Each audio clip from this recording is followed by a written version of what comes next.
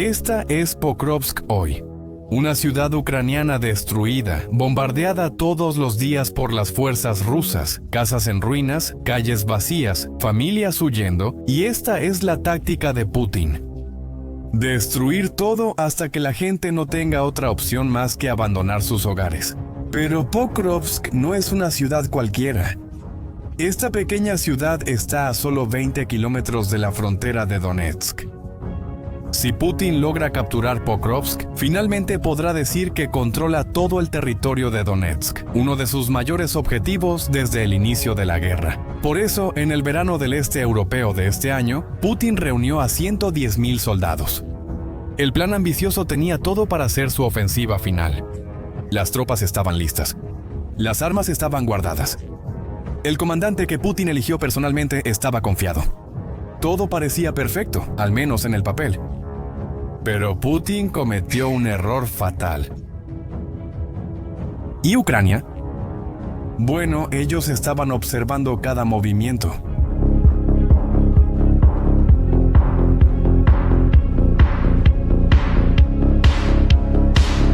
En 48 horas, la mayor ofensiva rusa del verano se convirtió en cenizas. Pero ¿cómo una fuerza menor logró destruir una máquina de guerra de 110,000 hombres antes de que siquiera comenzara? La respuesta está en un error tan básico que cualquier estudiante de estrategia militar sabría evitar. Putin puso todos los huevos en una sola canasta. Para comandar esa fuerza gigantesca, Putin eligió personalmente al coronel Ruslan Goryatkin, un hombre conocido tanto por sus habilidades organizativas como por su brutalidad absoluta. Goryatkin era el tipo de comandante que Putin adoraba. Eficiente, implacable y peligrosamente confiado en su propia superioridad. La estrategia rusa era simple y brutal.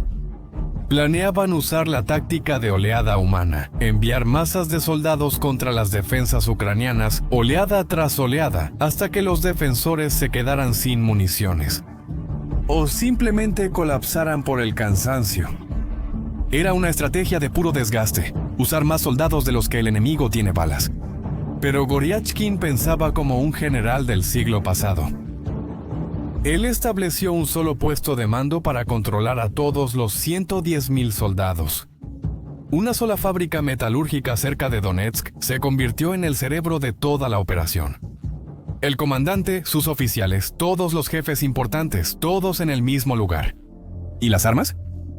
Goryatkin hizo algo aún peor.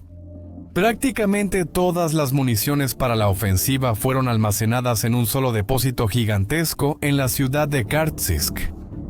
Miles de cohetes, proyectiles de artillería, misiles antiaéreos, todo en un solo lugar. Era como si Rusia hubiera creado dos blancos perfectos y se los hubiera entregado en bandeja a Ucrania. Mientras tanto, del otro lado, Ucrania no estaba dormida. Sus especialistas en espionaje electrónico estaban trabajando día y noche. Usando tecnología de rastreo, analizaron cada comunicación de radio que salía de la región de Donetsk. Imaginen como un detector de metales, pero para señales de radio. Cada mensaje que Goryatkin enviaba a sus tropas dejaba una huella electrónica. Y Ucrania estaba siguiendo esas huellas. Y aquí hay algo importante que debo mencionar. Mira, esta es la diferencia fundamental entre los dos enfoques militares. Rusia estaba usando una filosofía más centralizada y jerárquica, algo muy común en el siglo pasado. En otras palabras, ellos adoptan una cadena de mando rígida donde todas las decisiones vienen desde arriba. Por otro lado, Ucrania estaba operando como una red moderna y flexible, donde la información fluye rápidamente y las decisiones pueden tomarse en varios niveles. No les tomó mucho tiempo identificar de dónde venían todas las órdenes. La fábrica metalúrgica. Ahí es donde estaba el cerebro de la operación rusa. Colaboradores ucranianos en el territorio ocupado confirmaron la información. Personas que aún apoyaban a Ucrania informaron sobre el movimiento constante de oficiales rusos entrando y saliendo del edificio. El objetivo estaba confirmado. Mientras Goryatkin se preparaba para lanzar sus primeros ataques, algo estaba a punto de salir muy mal con sus planes, pero no de la manera que él imaginaba. En la noche del 30 de junio, 6 cazas ucranianos despegaron hacia el este. No era un ataque cualquiera. Era una operación que combinaba lo mejor de la tecnología occidental con la inteligencia ucraniana. El plan era genial. 2 de los 6 aviones sirvieron como señuelo. Lanzaron dispositivos especiales llamados MAUD, pequeños misiles que funcionan como distracción. Cada uno de estos misiles puede fingir ser cualquier tipo de aeronave en el radar ruso. Un caza, un bombardero, una formación entera de aviones. Estos dispositivos MAUD son verdaderas obras de arte de la ingeniería electrónica. Pueden volar más de 900 kilómetros, imitando perfectamente la firma de radar de aeronaves mucho más grandes. Es como si cada Malde fuera un actor electrónico capaz de interpretar cualquier papel en el teatro de la guerra. Los radares rusos terminaron concentrándose en esos objetivos falsos, disparando misiles caros contra fantasmas electrónicos. Mientras tanto, los otros 4 cazas ucranianos se acercaban por el lado opuesto, volando bajo para evitar la detección. Y entonces lanzaron los Storm Shadow. Esos misiles británicos son armas impresionantes. Pueden volar más de 250 kilómetros, son prácticamente invisibles al radar y llevan una carga explosiva especial de doble fase, llamada Broach. Primero perforan el objetivo, luego explotan por dentro. Están diseñados específicamente para destruir búnkeres y estructuras reforzadas. Los misiles cortaron el cielo nocturno. Fueron segundos de tensión. Y Goryachkin no tenía idea de que su muerte volaba hacia él. La explosión fue devastadora. Comenzaron a aparecer videos en las redes sociales mostrando la fábrica en llamas. El propio puesto de mando de Goryachkin había sido destruido.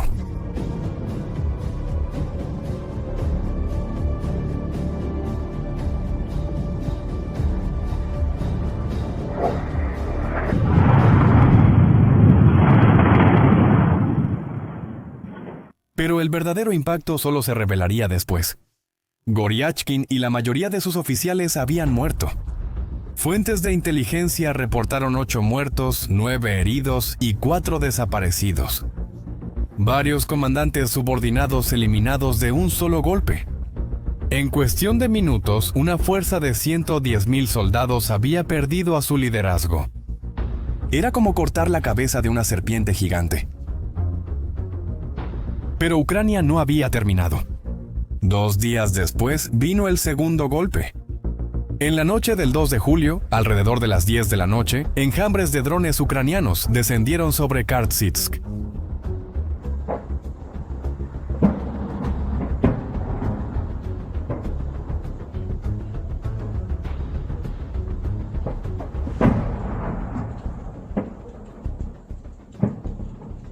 Esta vez era el Servicio de Seguridad de Ucrania quien comandaba el ataque.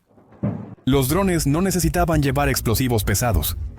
El depósito de Kartsitsk era lo que los militares llaman un objetivo que se destruye solo. El propio contenido del objetivo haría el trabajo de destrucción. Imaginen tarimas y tarimas de munición altamente explosiva apilada en enormes almacenes. Los drones solo necesitaban golpear algunos puntos estratégicos para iniciar una reacción en cadena imparable. Y eso fue exactamente lo que pasó. Las primeras explosiones comenzaron pequeñas, pero rápidamente se propagaron. Cada explosión detonaba más munición, lo que causaba más explosiones, en un ciclo devastador que duró horas. Testigos locales describieron la escena como un infierno en la tierra. Explosiones que iluminaban el cielo y podían verse a 20 kilómetros de distancia. El suelo temblaba con cada detonación. Era como si la propia tierra estuviera siendo desgarrada. La destrucción fue tan intensa que las explosiones podían sentirse y escucharse en localidades vecinas. Los habitantes relataron que sus ventanas temblaban con cada nueva detonación, creando un ciclo interminable de terror que se extendió durante la madrugada. Miles de cohetes, proyectiles de artillería y sistemas de misiles fueron consumidos por las llamas. Pero lo más importante, los misiles antiaéreos rusos también fueron destruidos. No solo las armas para la ofensiva, sino también las defensas que protegían todo el territorio ocupado. Esto es lo que los estrategas llaman un efecto en cascada. La destrucción de Karsisk no solo afectó la batalla por Pokrovsk, también degradó la capacidad rusa para defender el espacio aéreo sobre una vasta área de Donetsk. Un solo ataque bien dirigido tuvo consecuencias que se extendieron por toda la región. En 48 horas, Putin había perdido todo. Sin comandos, sin municiones, sin defensas aéreas, los soldados rusos que quedaban se convirtieron en blancos fáciles. Sin liderazgo coordinado, sin apoyo de artillería adecuado, se vieron reducidos a realizar ataques desesperados, sin respaldo.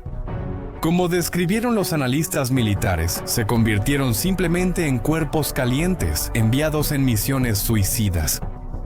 Pero lo peor para Putin aún estaba por venir. Con las defensas aéreas rusas destruidas, los cielos sobre Donetsk quedaron abiertos. La Fuerza Aérea Ucraniana, que antes tenía que ser extremadamente cautelosa, ahora podía operar con mucha más libertad. Y aprovecharon de inmediato. Empezaron a usar bombas guiadas francesas llamadas Hammer. Estas armas convierten bombas comunes en municiones de precisión que pueden ser lanzadas a 70 kilómetros de distancia. El sistema Hammer es modular. Puede adaptarse a bombas de diferentes tamaños, desde 125 kilogramos hasta 1000 kilogramos. Utiliza múltiples formas de navegación, sistema de posicionamiento global, orientación láser e incluso guiado por infrarrojos para funcionar en cualquier condición climática. El 15 de junio, estas armas ya habían demostrado su poder. Un caza MiG-29 ucraniano lanzó 2 bombas Hammer contra una posición de operadores de drones rusos en Donetsk, borrándola del mapa por completo. Ahora, con las defensas aéreas rusas debilitadas, estos ataques se han vuelto mucho más frecuentes y eficaces. Pero Ucrania tenía un as bajo la manga aún más impresionante. Alrededor de la misma época, se reveló que ellos habían desarrollado sus propias bombas planeadoras, esencialmente copiando la tecnología que Rusia venía usando, pero mejorándola. Estas bombas ucranianas pueden volar hasta 60 kilómetros, con planes para extender ese alcance a 80 kilómetros en el futuro. Lo más importante es que Ucrania ya no depende solamente de armas suministradas por Occidente, ellos están construyendo las suyas propias. Esto representa una transformación estratégica fundamental. Ucrania está desarrollando su propia base industrial de defensa, asegurando que puede seguir luchando incluso si el apoyo occidental disminuye. Es una demostración de madurez militar e independencia estratégica. Mientras tanto, Francia anunció que aumentará la producción de kits Hammer en un 40%, planeando entregar alrededor de 1.200 unidades a Ucrania hasta finales de 2025. Mientras tanto, Putin intentaba salvar la situación con propaganda. A finales de junio, durante un foro económico en San Petersburgo, él declaró: "Toda Ucrania es nuestra. Donde quiera que el soldado ruso pise, es nuestro". En primer lugar, esta situación es fundamentalmente diferente. Y en segundo lugar, no buscamos la rendición de Ucrania. Insistimos en el reconocimiento de las realidades que se han formado en el terreno. Ya he dicho muchas veces que considero que los pueblos ruso y ucraniano son realmente un solo pueblo. En ese sentido, toda Ucrania es nuestra, sin duda, y hay personas, y no son pocas en el país vecino, que buscan garantizar su soberanía e independencia, pues que tengan salud. Y nosotros, por cierto, nunca pusimos en duda en ningún momento el derecho del pueblo ucraniano a la independencia y soberanía. Pero sabe, tenemos un viejo que no es un dicho ni una parábola, sino una antigua regla. Donde pisa el pie de un soldado ruso, ahí es nuestro. Parecía una declaración de fuerza, pero en realidad era lo contrario. Era Putin tratando de desviar la atención del claro fracaso de sus objetivos más limitados en Donetsk. Cuando un líder empieza a prometer conquistas imposibles, generalmente es porque las conquistas posibles se le están escapando de las manos. Pero él no sabía que pocos días después, Ucrania desafiaría por completo esas declaraciones. algo que muy bien pudo haber puesto en jaque esos grandiosos planes de Putin. El 14 de junio, en medio de declaraciones explosivas, el presidente ucraniano Volodymyr Zelensky hizo su propio anuncio. Hoy hubo un informe del comandante en jefe, Oleksandr Syrskyi, sobre la línea del frente sobre nuestras acciones activas. Un punto que merece mucha atención está hacia Pokrovsk y hacia nuestra región de Sumy, a las zonas fronterizas de nuestra región de Sumy. Logramos expulsar a las tropas rusas de ahí. Agradezco a todas nuestras unidades que lograron este resultado. Basado en los logros de estos días, los guerreros del 22º y 25º Regimiento de Asalto Independiente merecen nuestro especial agradecimiento por las acciones ofensivas en la región fronteriza de Sumy y la liberación de Andreevka. En particular, muchas gracias, muchachos. Él está hablando de Andreevka, una pequeña aldea de la que probablemente nunca hayas oído hablar, pero que podría haber cambiado completamente los cálculos de Putin para esta guerra. Y ahora te voy a explicar por qué. Para entender por qué la liberación de Andreevka es tan significativa, necesito mostrarte algo. ¿Recuerdas en febrero de 2022, cuando Putin lanzó su invasión a gran escala? Una de las primeras regiones que intentó capturar fue precisamente Sumy, y no fue por casualidad. Sumy está en el noreste de Ucrania, justo en la frontera con Rusia. Para Putin, controlar esa región significaba tener un corredor directo hacia Kiev, la capital ucraniana. Era parte del plan para una victoria rápida y decisiva. Pero algo inesperado sucedió. En el primer día de la invasión, más precisamente el 24 de febrero de 2022, las fuerzas rusas entraron en Sumy. Ellos esperaban una resistencia mínima, un gran error. En vez de eso, se encontraron con paracaidistas ucranianos y voluntarios civiles armados que montaron una defensa feroz. No solo resistieron, sino que lograron destruir toda una columna de tanques rusos en combate urbano. Y para lograr esa hazaña impresionante, los ucranianos usaron una táctica brillante que los militares llaman defensa de puntos fuertes no contiguos.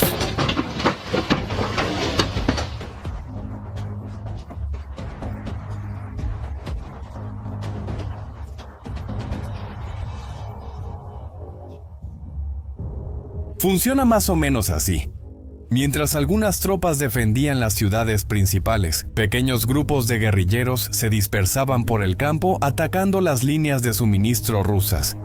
En otras palabras, es como si crearan una telaraña militar que impedía a los rusos organizarse. ¿Y quieres saber cuál fue el resultado? En una palabra, devastador. Las fuerzas de Putin quedaron atrapadas en emboscadas constantes, incapaces de avanzar rápidamente hacia Kiev. Y entonces, en abril de 2022, apenas 2 meses después, los rusos fueron completamente expulsados de Sumy. Y aquí llegamos a un punto importante que rompe completamente una narrativa muy común. Muchas personas creen que Ucrania solo está logrando enfrentar a Rusia por el apoyo militar occidental. Pero la realidad es muy diferente. Esa victoria histórica en Sumy ocurrió cuando Ucrania estaba luchando principalmente con equipos antiguos de la era soviética, rifles básicos y unos pocos misiles antitanque que habían recibido. El apoyo militar occidental masivo que conocemos hoy simplemente no existía todavía. Ahora, considere esto. Putin creía que podría terminar toda la guerra en solo 3 días. Ese era literalmente el plan ruso. 3 días para tomar Kiev y forzar la rendición ucraniana. Pero se equivocaba totalmente. La defensa heroica de Sumy, junto con otras resistencias en todo el país, destruyó completamente esa expectativa. La gobernadora de Sumy, en el noreste de Ucrania, informó que la región está libre de las fuerzas rusas. El anuncio se hizo hoy, pero las autoridades dijeron que el área aún no es segura y, según los oficiales, todavía hay zonas minadas donde el trabajo de desactivación continúa. Con la salida de Sumy, Rusia concluyó la retirada de las tropas de todo el norte de Ucrania. Y todo esto fue una conquista puramente ucraniana, con soldados y voluntarios civiles luchando con valentía e inteligencia táctica. sin contar con el armamento avanzado que recibirían posteriormente. Fue solo después de que el mundo vio esa capacidad genuina de resistencia de los ucranianos que los países occidentales empezaron a enviar apoyo militar a gran escala. La victoria en Sumy no fue resultado del apoyo occidental, fue mucho más que eso. Esa victoria convenció a Occidente de apoyar a Ucrania y tuvo consecuencias enormes. Primero, mostró al mundo que Ucrania realmente podía luchar y ganar, incluso enfrentándose a una superpotencia militar. En segundo lugar, mantener Sumy bajo control ucraniano fue fundamental para que Ucrania pudiera lanzar 2 años después la famosa ofensiva de Kursk invadiendo territorio ruso. Y ¿sabes una cosa? Putin nunca olvidó esa humillación en Sumy. Fue entonces que, en 2025, decidió intentarlo de nuevo. Ahora necesito presentarte a los héroes de esta historia más reciente, los del 125º Regimiento de Asalto Separado. Esta unidad tiene un origen fascinante. Fue creada el 8 de marzo de 2022, apenas 2 semanas después de la invasión rusa, por voluntarios locales de Kharkov que querían defender su tierra natal. Al principio era solo un batallón de defensa territorial, pero a medida que demostraban su valor en combate, fueron ascendiendo. En julio de 2023 se convirtieron en un batallón de asalto de las fuerzas terrestres. En febrero de 2025 fueron ampliados a un regimiento completo. Esa evolución muestra cómo una unidad de voluntarios civiles se transformó en una de las fuerzas más temidas de Ucrania. El historial de combate del 225 grados es impresionante. Ellos lucharon en Kharkov, sobrevivieron a los combates infernales de Bakhmut, defendieron Avdiivka y participaron en la ofensiva de Kursk. En mayo de 2024 incluso lograron capturar uno de los tanques rusos más modernos, el T-90M. La televisión rusa llegó a llamarlos una de las unidades más poderosas de Ucrania, equipada con la mejor tecnología occidental. Pero fue en junio de 2025 cuando protagonizaron su victoria más significativa recientemente. La batalla por Andriivka comenzó como otro intento ruso de crear su zona de amortiguamiento. Una zona de amortiguamiento es básicamente una franja de territorio que Putin quiere controlar dentro de Ucrania para proteger las regiones rusas de la frontera de ataques ucranianos. Es como crear un escudo territorial usando tierra ucraniana ocupada. Y para lograr eso, Putin concentró a más de 50.000 soldados en la frontera de Sumy, usando tácticas de pequeños grupos de asalto con motocicletas y vehículos para capturar aldeas fronterizas rápidamente. Y en ese momento, Ucrania tuvo un revés. No día 4 de junio, las tácticas del enemigo funcionaron. Las fuerzas rusas lograron ocupar Andriivka y la aldea vecina de Vodolaji. Para muchos observadores parecía otro avance ruso en una guerra donde Rusia venía ganando terreno lentamente, pero de manera constante. Pero ellos no sabían que Ucrania tenía otros planes. Fue entonces que, el 14 de junio, apenas 10 días después de la captura, el 125 Regimiento lanzó un contraataque devastador. No solo retomaron Andriivka, sino que lo hicieron de manera tan eficiente que sorprendió incluso a los analistas militares. Zelensky anunció la liberación ese mismo día, elogiando específicamente las acciones ofensivas del regimiento. Pero esa historia no terminó ahí. Incluso después del anuncio oficial, todavía había soldados rusos escondidos en la aldea. Durante una semana, el 225 grados se involucró en intensos combates de limpieza urbana.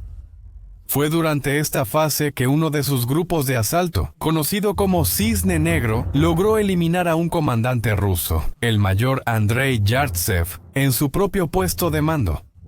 Entonces, el 22 de junio, se confirmó la liberación total de Andriivka. La aldea estaba completamente libre de fuerzas rusas. Ahora te puedes estar preguntando, ¿por qué tanta importancia para una aldea pequeña de la que la mayoría de la gente nunca ha oído hablar? Bueno, la respuesta está en el significado estratégico. Primero, Andriivka está a solo 5 kilómetros de la frontera rusa. Controlarla significa controlar una de las rutas de acceso a Ucrania. Para Putin, esa aldea era una pieza fundamental en su plan de crear una zona de amortiguamiento que protegiera el territorio ruso de ataques ucranianos. En segundo lugar, capturar y mantener Andriivka le costó a Rusia recursos militares significativos. Cuando Ucrania la recuperó, Putin literalmente volvió al punto de partida, solo que ahora en una situación aún peor, con cientos de bajas más y equipos perdidos. En tercer lugar, y quizás lo más importante, la victoria en Andriivka obligó a Rusia a retirar tropas de otros frentes. ¿Recuerdas a los 50.000 soldados que Putin concentró en Sumy? Vinieron principalmente de Donetsk, y eso debilitó la ofensiva rusa en la región más importante de la guerra. El comandante en jefe ucraniano confirmó que las acciones en Kursk y Sumy impidieron que Rusia reubicara a 60.000 soldados para reforzar las operaciones en Donetsk. Eso significa que la pequeña Andriivka está ayudando a aliviar la presión en los frentes más críticos. Y también hay un aspecto psicológico aún más importante en esta historia. Mira, durante meses la narrativa dominante ha sido que Rusia está haciendo avances constantes. Pequeños, pero constantes. La reconquista de Andriivka rompe por completo esa narrativa. Muestra que Ucrania no solo se está defendiendo, sino que todavía es capaz de lanzar contraataques exitosos y recuperar territorio perdido. Y no es solo eso. Con Andriivka asegurada, las fuerzas ucranianas ahora están avanzando hacia el siguiente objetivo, Yunakivka. Esta aldea está a unos 14 kilómetros de Andriivka y a solo 7 kilómetros de la frontera rusa. Actualmente está siendo disputada en una zona gris de combate activo. El comandante en jefe, Syrskyi, informó que unidades ucranianas avanzaron entre 200 y 700 metros en diferentes partes del área de Yunakivka. El general de brigada Oleg Apostol, un héroe de Ucrania y comandante recién nombrado de las fuerzas de asalto aéreo, está liderando estas operaciones. Lo que estamos viendo en Sumy es un laboratorio de la guerra moderna. Pequeñas unidades altamente móviles, drones, guerra electrónica, todo en una danza mortal donde la capacidad de adaptarse rápidamente determina quién gana. Y en este juego, el del 125º Regimiento ha demostrado ser excepcional.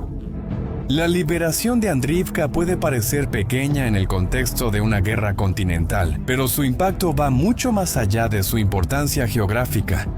Representa la capacidad continua de Ucrania de sorprender, de contraatacar, de demostrar que las grandilocuentes declaraciones de Putin sobre que toda Ucrania es rusa siguen siendo solo palabras vacías.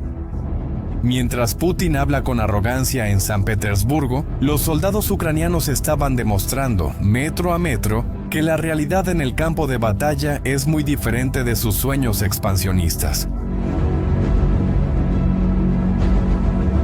Hoy, meses después, Pokrovsky sigue resistiendo. La gran ofensiva de verano, que se suponía sería el golpe decisivo, se transformó en una lección de humildad militar. La historia de Pokrovsky muestra algo fundamental sobre la guerra moderna.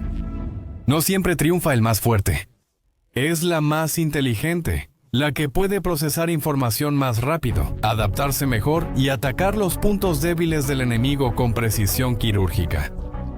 Putin reunió a 110.000 soldados, pero sus hombres de confianza tomaron malas decisiones. ¿Y Ucrania? Bueno, usaron algunas docenas de misiles y drones, pero lo más importante es que pensaron como una fuerza del siglo XXI.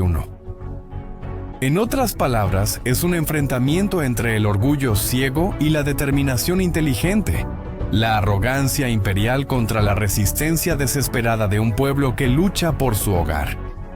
Y al final, la inteligencia venció a la fuerza bruta, el futuro venció al pasado.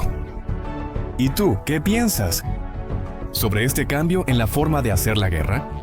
Cuando la inteligencia supera la fuerza bruta, ¿estamos viendo el futuro de los conflictos militares? Deja tu opinión en los comentarios. Si este tipo de análisis te impresionó, compártelo con alguien que necesita entender cómo funciona realmente la guerra hoy en día. Suscríbete al canal para más historias que muestran cómo está cambiando el mundo. Hasta el próximo video.